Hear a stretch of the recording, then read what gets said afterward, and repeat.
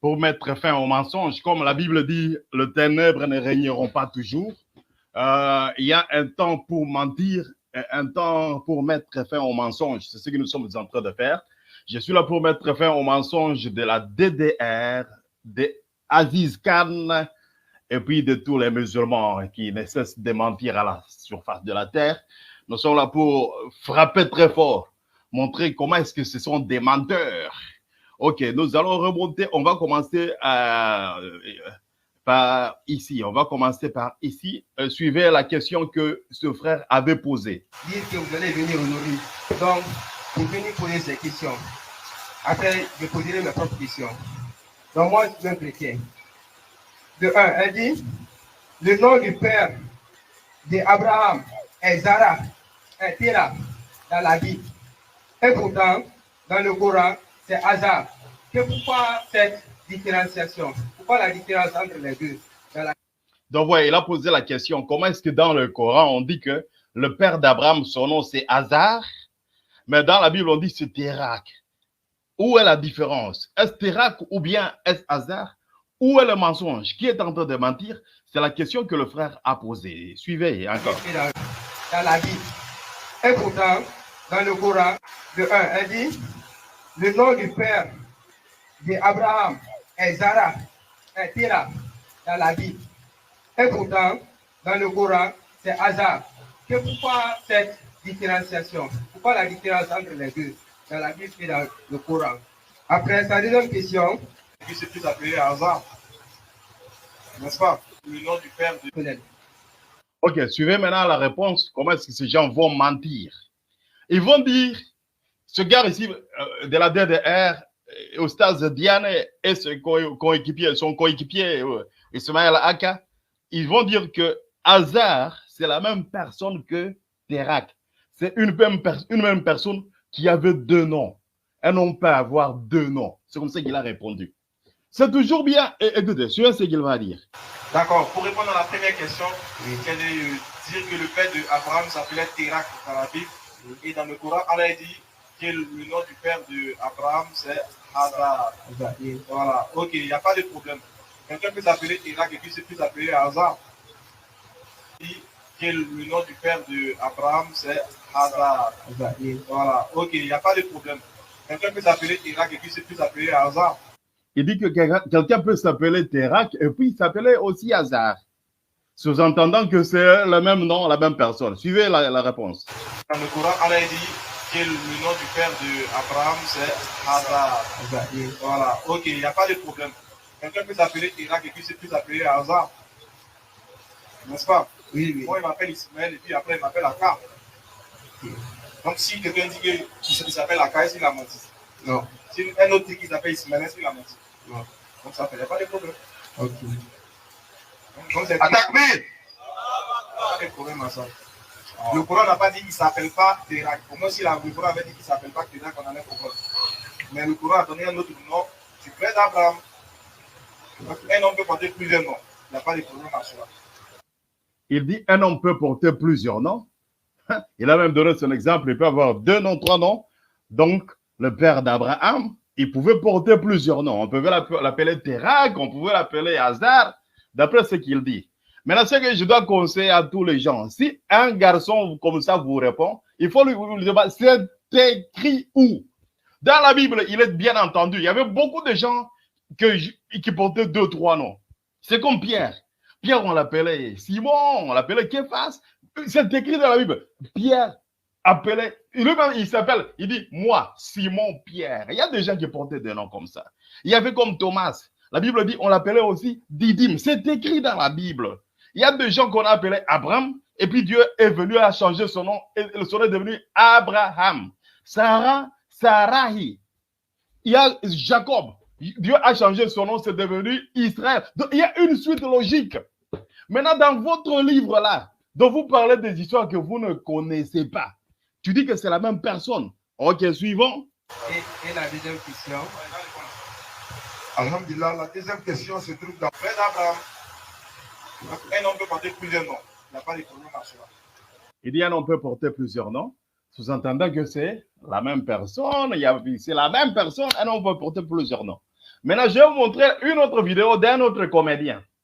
Lui dit que Hazar, ce n'est pas le père d'Abraham, c'est son oncle. Oncle! Les mêmes musulmans. Bon, le problème, c'est que si vous n'avez pas de repères, vous nous mentez, trop de mensonges. Nous allons montrer. Suivons aussi la vidéo de ce garçon ici, Aziz Khan.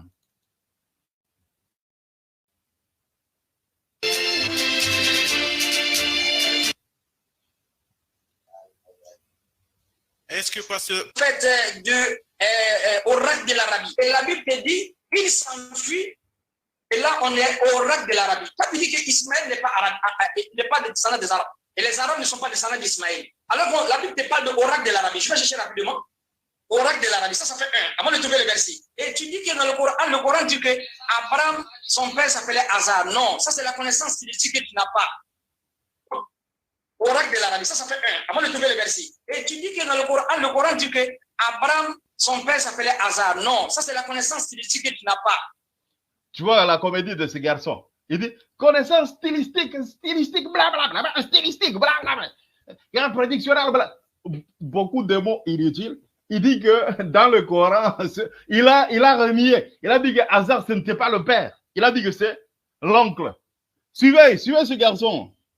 Oui, Oracle de l'Arabie, ça fait un. Avant de trouver le verset. Et tu dis que dans le Coran dit que Abraham, son père s'appelait Hazar. Non, ça c'est la connaissance stylistique que tu n'as pas. Ibrahim li Abi Azara. Dans l'explication de ce verset, dans la coutume idiomatique arabe, quand on cite ton nom, c'est que ce n'est plus ton papa. C'est une chose que tu ne sais même pas. Mohamed est là tout à l'heure. J'ai dit, moi, où est ton frère, où est ton père Mohamed, ou bien où est ton père Ibrahim? Automatiquement, dans la coutume arabe, même en Afrique, ce n'est plus son papa. Azar, c'était son nom. Parce que le Coran dit, c'était son nom. Parce que ce n'est plus son papa. Azar, c'était son nom. Parce que le Coran dit son papa. Hazar, c'était son nom. Parce que le Coran dit... Il dit que, comme on a cité le nom de Hazar, ce n'est pas son papa, c'était son oncle. Bon, l'autre, elle a dit que c'est la même personne, et on peut avoir plusieurs noms. Et l'escroc ici, il nous dit non, c'était son oncle. Bon, où est-ce que vous... Comment... C'est pour cela que nous partons avec ce qui est écrit. Nous demandons, c'est écrit où? Montre-nous là où c'est écrit. C'était son oncle, ou bien c'était son père qui portait la même nom. Donc, vous adorez des histoires que vous... C'est pour ça que Jésus a dit, vous adorez ce que vous ne connaissez pas. On continue avec les mensonges de ces messieurs. Où est ton père Mohamed, ou bien où est ton père Ibrahim? Automatiquement, dans la coutume arabe, même en Afrique, ce n'est plus son papa. Hazar, c'était son nom. Parce que le Coran dit... Il dit... Soyez tous salués dans le puissant nom de notre Seigneur Jésus-Christ. C'est comme je le dis toujours, c'est le nom qui vous a été donné qui est au-dessus. Je dis au-dessus de celui des anges. Même les anges n'ont pas un nom aussi excellent que celui de Christ.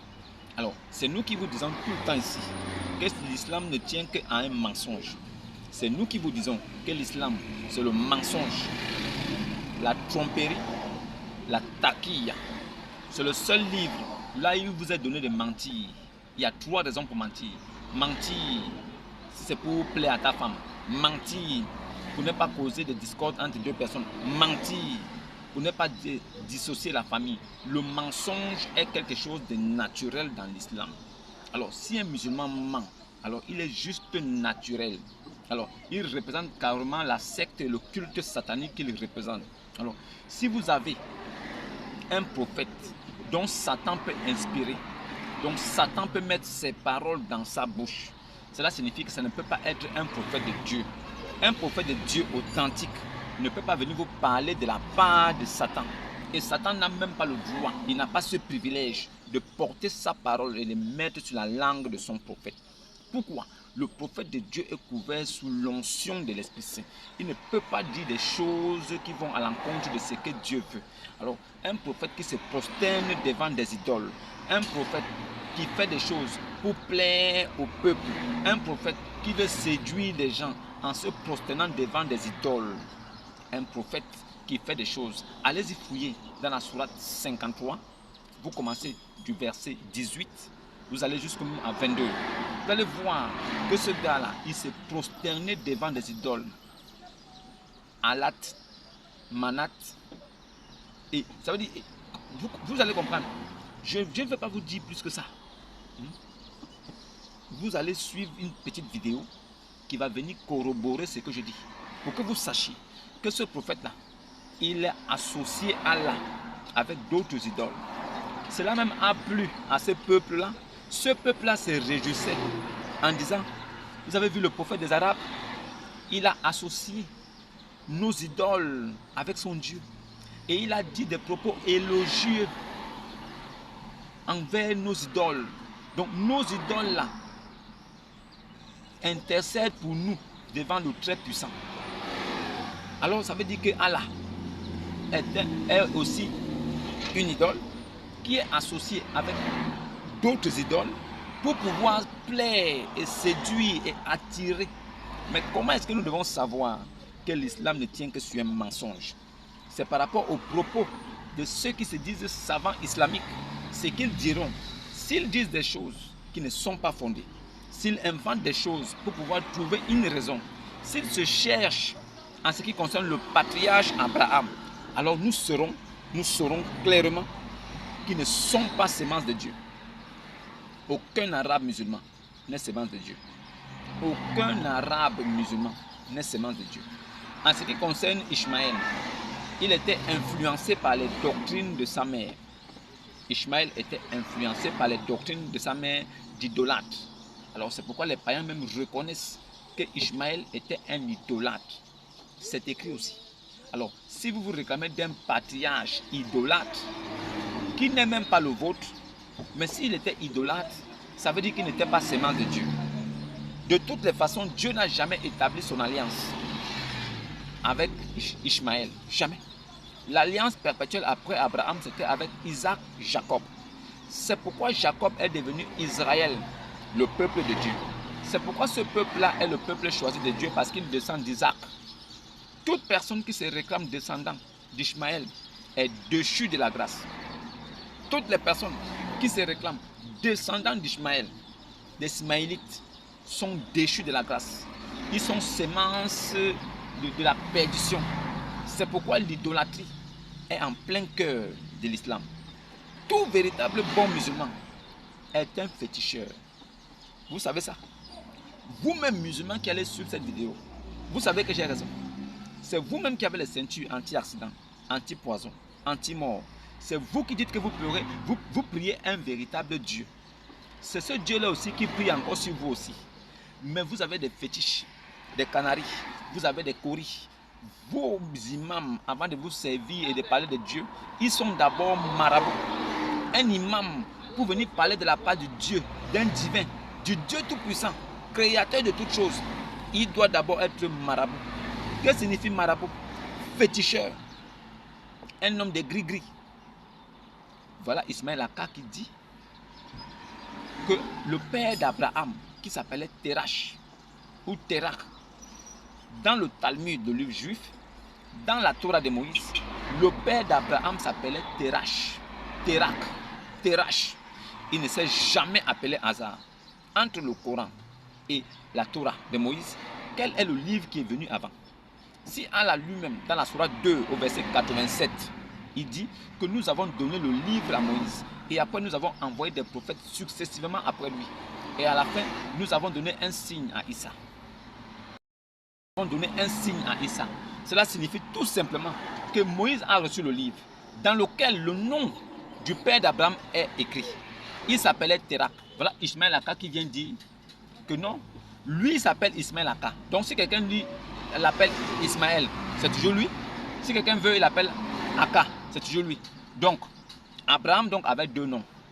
Et il n'y a que Ismaël Aka qui a su ça en l'an 2023 de notre ère. Muhammad, en l'an 600, il ne savait pas que le papa d'Abraham avait deux noms. C'est Ismaël Aka, 1400 ans plus tard, qui vient faire une découverte extraordinaire, nous fait comprendre que Abraham avait un père qui avait deux noms. Il s'appelait Terach, selon les Juifs. Mais les Juifs ne l'avaient jamais appelé hasard. Il a fallu, après 600 ans après Jésus, pour que les musulmans viennent l'appeler maintenant hasard. Donc pendant des milliers d'années, personne ne pouvait l'appeler hasard. On l'appelait Terach. Les hommes avaient oublié qu'il avait un deuxième nom. Il a fallu que Ismaël Aka vienne aujourd'hui pour vous révéler quelque chose que vous ne saviez pas. Donc le père d'Abraham s'appelait aussi Hazar. Une façon de vouloir essuyer le mensonge chronique. Ce blasphème, essuyer cela en essayant de corriger les erreurs que Dieu lui-même n'a pas pu corriger dans son livre qui est le Al-Qur'an. Ce Dieu des Arabes n'a pas su que le papa d'Abraham s'appelait Terach. Alors il a appelé Hazar. Ismaël Aka vient corriger ça aujourd'hui. D'accord, on a compris. Donc le papa d'Abraham, il avait deux noms. Il s'appelait Terach et il s'appelait aussi Hazar. D'accord, c'est compris. Maintenant, ton frère Aziz, qui sort de nulle part aussi, qui est musulman noir comme toi, âne sauvage, prédestiné à la perdition, aux abîmes profonds, lui aussi vient avec une autre théorie disant que le papa dont on parle là, qui s'appelle Hazar dans le Coran, il n'est pas le père d'Abraham, mais il est plutôt l'oncle d'Abraham. Donc, Aziz dit que Hazar c'est l'oncle d'Abraham et non son père. Ismaël Aka dit que Hazar est le deuxième nom du père d'Abraham qui s'appelait Terach. Voilà. Voilà donc l'islam. Voilà donc la manifestation visible de cette secte. L'autre dit qu'il s'appelle, il porte deux noms, Terach et Hazar. Premier nom révélé dans la Torah, des milliers d'années plus tard, deuxième nom révélé à Ismaël Aka, le prophète de notre temps. Donc Hazar est le deuxième nom du père d'Abraham. Bravo. Mais en même temps, un autre musulman aussi, lui dit plutôt que ce Hazar-là, dont Ismaël Aka dit que c'est le père d'Abraham, lui dit que ce gars-là n'est pas le père d'Abraham, mais plutôt son oncle. Donc, l'oncle d'Abraham s'appelait Hazar. Souviens-toi donc quand Abraham dit à son père Terach, quand Abraham dit à son père Terach, non, c'est devenu quand Abraham dit à son oncle Hazar. Quand Abraham dit à son oncle Hazar, c'est ça là, la folie et la démence qu'on vous dit. Vous n'avez pas besoin de réciter brakata pendant 100 ans. Non. Allez-y dans les choses subtiles, les petites choses. Vous allez découvrir le mensonge sur lequel s'assoit l'islam. Ils sont tous menteurs. Chacun d'eux essaie de couvrir son Dieu de quelque manière qu'il soit. Mais à la fin, la vérité parvient toujours. Donc on a deux musulmans. Un qui dit que le papa d'Abraham portait deux noms, Terach et Hazar. Et il y a un aussi qui dit que le Hazar dont on parle, ce n'est même pas le père d'Abraham, mais c'est plutôt son oncle. Alors, selon le deuxième Aziz, Abraham, son père géniteur s'appelait Terach, mais il était déjà mort. Mais c'est plutôt son père nourricier, celui qu'il a adopté, qui était son oncle, qui s'appelle plutôt Hazar. Donc, merci, on a compris. Pour ceux qui ont une petite cervelle bien disposée, nous comprenons que si vous deux musulmans, vous êtes incapables de vous accorder seulement sur le nom d'un prophète de Dieu, et duquel le plus grand selon nous, parce que c'est de sa foi que nous héritons, vous vous réclamez d'être descendants d'Abraham. Nous chrétiens, nous réclamons d'être descendants d'Abraham. Les juifs se réclament d'être descendants d'Abraham. Mais est-ce que vous êtes vraiment descendants d'Abraham par le sang, ou bien vous êtes une nation qui avait voulu copier la Bible et se faire passer maintenant pour une nation d'Abraham? Nous, chrétiens, païens d'autrefois, nous sommes chrétiens et descendants d'Abraham par l'alliance. Nous sommes chrétiens, descendants d'Abraham par la foi. Nous ne sommes pas descendants d'Abraham par la chair. Mais vous voulez vous réclamer descendants d'Abraham par la chair. C'est faux. Il n'y a aucune généalogie qui part de Hanan jusqu'à Ibn Abi Kabsha. Ibn Abi Kabsha n'a jamais été descendant d'Ishmaël et ne le sera jamais. Mais dans le cas où il se dit descendant d'Abraham, il est un idolâtre comme Ishmaël, parce que Ishmaël était donc un idolâtre. C'est pourquoi Sarah a demandé à Abraham de chasser cette femme avec son fils. Voilà. Si vraiment la descendance d'Ishmaël était vraiment une descendance qui était vraiment propre à Dieu, Dieu ne pouvait pas demander à Abraham, qui était son homme, son ami, de chasser un fils dont Abraham devait inculquer la même mentalité, dont Abraham devait éduquer de façon spirituelle pour qu'il soit à sa ressemblance. Mais Dieu dit plutôt à Abraham, écoute ce que Sarah te dit, chasse-moi ce gars et sa mère. Donc, Dieu en chassant Ishmaël avec sa mère, c'était une façon d'éloigner ce gars de Isaac, pour qu'il ne puisse pas influencer Isaac dans ses pratiques obscures et ténébreuses et idolâtres. C'est pourquoi Dieu lui-même a permis et a dit à Abraham, écoute ce que Sarah, ta femme, te dit. Chasse. Dieu ne peut pas chasser une descendance qui est propre, alors que c'est à travers cette descendance-là que le monde sera sauvé. Dieu a chassé Ismaël parce que Ismaël ne fait pas partie de l'alliance. C'est pourquoi il l'a chassé. C'est pourquoi Dieu dit aussi que prends ton fils, ton unique, celui que tu aimes tant, Isaac. Parce que Ishmaël avait été béni, comme Dieu aussi a béni tous les animaux et les plantes de la terre. Dieu, après avoir fait la création, Dieu a béni toutes ces choses. Donc, si on prend le mot bénir, pour dire que comme Dieu a béni Ishmaël, ça veut dire que Ishmaël est la sémence de Dieu. Non, Dieu a aussi béni les animaux. Donc, les animaux là aussi sont une sémence de Dieu. Il faut arrêter ça. Il faut arrêter. Quand on vous parle, il faut écouter. Soyez sage. Ishmaël, idolâtre, ne peut pas être un descendant de la lignée de Dieu. Ishmaël, idolâtre, il était réparti avec sa mère en Égypte. Continuer les pratiques de sorcellerie et de tout. Si un arabe se réclame d'être d'Ishmaël, il devient directement idolâtre aussi. Les juifs sont clairs là-dessus. Ishmaël était un idolâtre, ça ne va jamais changer. Maintenant, si vous, les Arabes, vous vous réclamez d'Ishmaël, nous vous disons aussi non, parce que vous n'êtes pas descendant. Selon la généalogie, vous n'êtes pas descendant. Un Arabe ne peut pas être ishmaélite. C'est pas faux. C'est pas possible. Les Ishmaélites ont vécu. Ishmaël a eu 12 fils. Les 12 fils ont eu 12 tribus, qui est devenu un grand peuple en ce temps-là. Ce n'est pas maintenant. Muhammad Ibn Abi Kabsha, de son vrai nom, est sorti de Abdallah. Abdallah lui-même qui est sorti de Al-Muttalib. Tous des Arabes. Personne parmi eux là n'est descendant d'Ishmaël. C'est la raison pour laquelle, si vous posez la question à un musulman, qui a conçu la Kaaba, il te dira c'est Abraham. Dis-lui que c'est écrit où? Il ne te montrera aucun preuve. Si Abraham avait conçu la Kaaba, on devait trouver des preuves dans la Bible. On devait trouver des preuves dans la Torah. Ismaël et son père Abraham n'ont jamais conçu la Kaaba. Jamais du tout.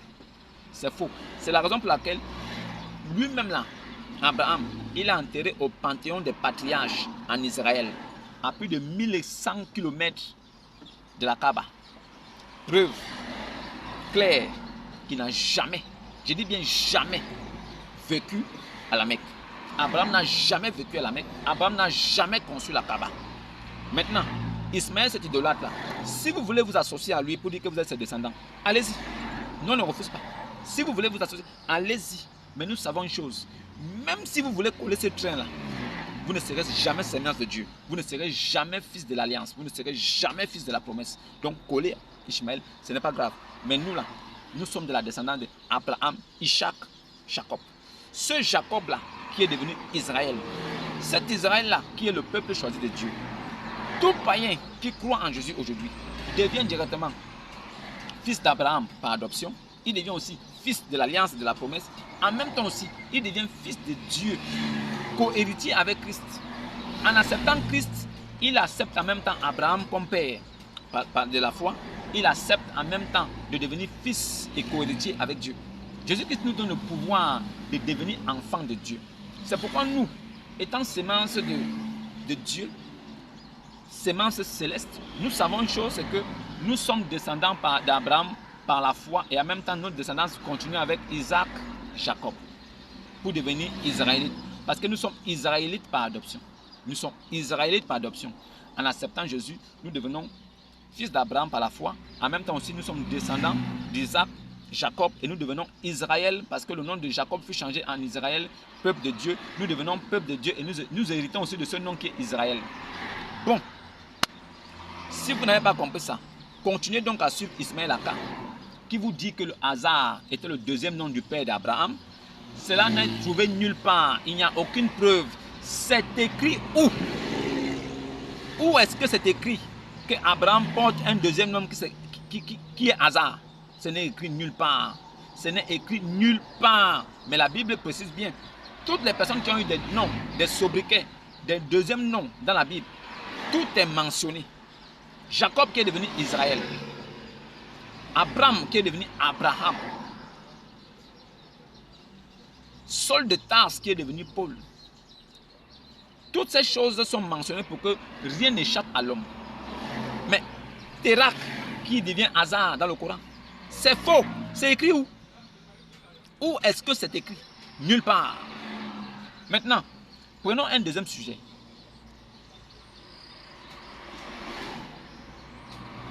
Allons-y. Je ne connais pas. On a beaucoup de tafsirs. Hein? On a beaucoup de tafsirs. On a des tafsirs de Ibn Jaraz Kalani, on a des tafsirs d'Ibn Abbas, on a Jalalayn, on a Asbab al-Nuzul. Prenons celui-ci. Asbab al-Nuzul. La raison pour laquelle la sourate est descendue. Je vais vous montrer quelque chose ici. Hein? Asbab al-Nuzul. Je vais vous montrer quelque chose que vous allez vous lire avec moi. Mohammed, il s'est prosterné devant les idoles. Le problème, ce n'est pas se prosterner. Tu te prosternes devant quoi? Sourate 22, verset 52. Nous n'avons jamais envoyé de messagers ou de prophètes avant toi, blablabla. Bla, bla. Il dit ceci. Lorsque le messager d'Allah, Muhammad, il est venu, il a vu que son peuple l'évitait, il fut lésé par le rejet du message qu'il avait. Il souhaitait secrètement qu'Allah soit exalté, lui révèle quelque chose qui les rapprocherait, lui et de son peuple. Il voulait plaire à son peuple. Et maintenant, un jour, il s'assit dans l'une des congrégations de Quraïsh. C'était des idolâtres. Muhammad est parti là, qui attirait, dans la congrégation de Quraïsh, attirait un grand nombre de membres. Et il souhaitait qu'Allah exalté lui révèle ce jour-là rien qui puisse les éloigner de lui. Il dit, Allah lui révéla ensuite la sourate livre. Hein, il dit, c'est sourate An-Najm. Le messager d'Allah, qu'Allah le bénisse et lui accorde la paix, a récité. Mais quand il a atteint ce niveau ici, il dit, avez-vous pensé à Allat? Ça, c'est une fille, une déesse, la fille d'Allah. Allat, Al-Uzza et Manat, la troisième, sourate 53, verset 19 et 20. On a dit ceci. Le diable a mis sur la langue de Muhammad ce qu'il avait secrètement souhaité. Muhammad a dit, ce sont les grues puissantes, les garaniques, et leur intercession est espérée. Quand les Quraïsh entendirent cela, ils furent contents. Muhammad, le messager d'Allah, l'accord de la paix, blabla, il a continué à réciter jusqu'à la fin de la sourate, et puis il s'est prosterné. Muhammad s'est prosterné. Tous les musulmans ont emboîté les pas et se sont prosternés. Et tous les idolâtres qui étaient là, présents, se sont également prosternés.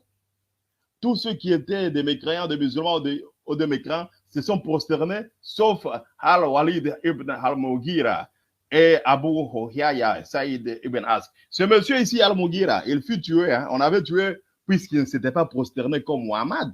Voyez-vous? Et voyez, mais maintenant, il dit ceci. Les Quraïsh se sont alors dispersés. Ils étaient heureux de ce qu'ils ont entendu. Ils ont dit, Muhammad a mentionné nos idoles avec des termes élogieux. Nous savons qu'Allah donne la vie et il enlève et crée pour voir la subsistance. Et même nos idoles intercèdent pour nous et auprès de lui. Maintenant que Muhammad les a associés, Muhammad a associé, c'était un associateur. Maintenant que Muhammad les a associés, nous sommes tous avec lui. C'est comme ça qu'il avait gagné le courage en adorant les idoles.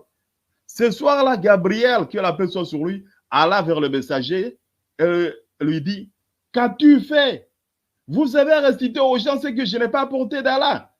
Bla, bla, bla. Voyez-vous aussi, le problème c'est, Muhammad, il s'est prosterné devant les idoles. Muhammad s'est prosterné. C'est écrit là. C'est pas question.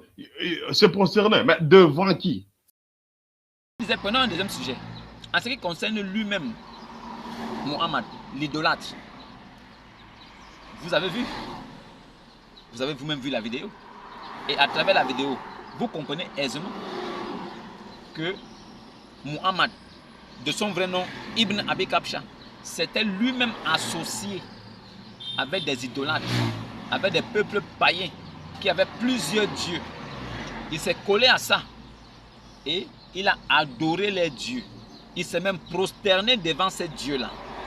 Preuve que l'islam est l'association de plusieurs divinités. C'est moi-même qui ai toujours dit ça ici. L'islam associe plusieurs divinités pour faire Dieu. C'est pourquoi le même islam parle de Tawhid. De Tawhid qui est l'unicité. Maintenant, c'est l'unicité de quoi? L'unicité de plusieurs dieux ensemble. Le Tawhid parle de l'unicité de plusieurs dieux regroupés. Le Messie, Allah, Manat, et voilà. Vous allez comprendre. Donc, la déesse lunaire, qui est Alat, Ibn Lat, associé à le Messie, fils de Mariam, Ibn Mariam, Allah associe.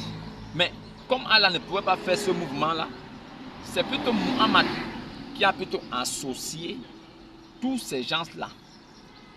Et la vidéo est plus que claire. Vous avez suivi?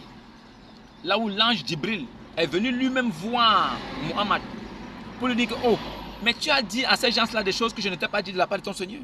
Pourquoi tu as fait ça? Donc ça veut dire que Muhammad lui-même, par son inspiration, par son envie, il faisait des choses qu'il... C'est-à-dire qu'il faisait des choses lui-même pour se complaire. C'est-à-dire qu'il fait des choses et il dit que c'est Dieu qui a voulu qu'il fasse ça. Il fait des choses, après il dit non, c'est Dieu qui lui a demandé de faire. Dieu ne l'avait jamais demandé de faire certaines choses, mais il faisait. C'est-à-dire qu'il se plaisait lui-même. Et il se prosternait devant sa propre volonté à lui. C'est-à-dire qu'il fait comme si c'était Dieu qui l'adorait. Il prend une petite fille de 6 ans, il la couche. Il dit que c'est Dieu qui lui a permis. Il couche ses soeurs, ses nièces. Il couche les enfants de ses oncles paternels, maternels, de ses tantes maternelles, paternelles. Il les couche et il dit que c'est Dieu qui le veut. Après, il se prosterne devant lui-même. Ça veut dire qu'il se fait plaisir. Et il vous fait croire que c'est devant Dieu qu'il se prosterne. Mais il se prosterne devant lui-même. Ses désirs sexuels étaient les désirs satisfaits par son Dieu. Ses envies, ses goûts étaient satisfaits par son Dieu. À un moment donné, on s'est posé la question à savoir, est-ce que son Dieu même a un cerveau où il réfléchit pour pouvoir prendre de telles décisions? Comment peux-tu permettre à un papa de 55 ans de sortir un bébé de 6 ans? Si tu es un Dieu qui a vraiment de la jugeote, un Dieu conscient, comment tu peux permettre à ton prophète de baiser un cadavre? Comment peux-tu baiser un cadavre? Toi, un homme, tu viens de perdre ta femme. Au lieu d'être attristé, toi tu bandes.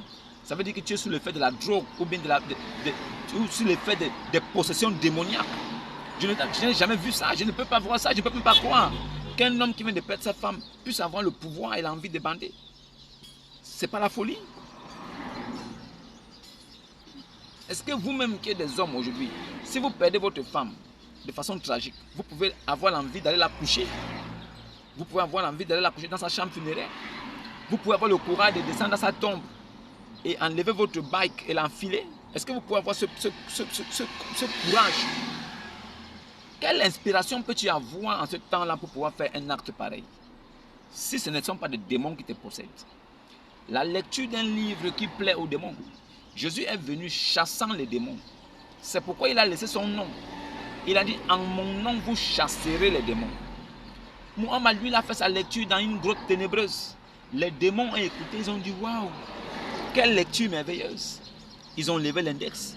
Muhammad, Rasoul, blablabla. Il n'y a de Dieu que Dieu. Et Mohamed est son prophète. Il n'y a de Dieu que Dieu. C'est quel français ça? Comment il n'y a de Dieu que Dieu? Mais tout le monde dit que Dieu. Dieu. Les païens disent Dieu. Les croyants disent Dieu. Tout le monde a un Dieu. Mais quand tu dis il n'y a de Dieu que Dieu, quel est son nom? Il n'y a de Dieu que Dieu, ça signifie quoi? Il n'y a de Dieu que Dieu, c'est quoi? Dieu là, c'est qui? Il s'appelle comment? Il n'y a de Dieu que Dieu, d'accord, mais il n'y a de Dieu que Dieu là, c'est qui? C'est qui ce Dieu dont tu parles? Et vous faites votre taouïd, votre profession de foi. Alors, il est là, Allah, Mohamed, Rasoul, Allah, blablabla. Il n'y a de Dieu que Dieu, et c'est Mohamed qui est son prophète. Mais Mohamed est mort. Maintenant, son prophète Issa est vivant. Pourquoi vous choisissez un prophète mort pour dire que c'est lui qui est son prophète? Allez choisir le prophète qui est vivant. Sourate 28, verset 59. Allez-y, Sourate 25, verset 58. Sourate 25, verset 58. Allez-y plutôt choisir un prophète qui est vivant. Allez choisir un prophète vivant pour dire que c'est lui qui est son prophète. Il n'y a de Dieu que Dieu et Issa est son prophète. L'eau, Issa, Rasulallah, c'est fini. Maintenant, si on vous demande pourquoi est-ce que vous avez choisi Issa, il dit non, Issa, que nous on appelle les urines de l'âne.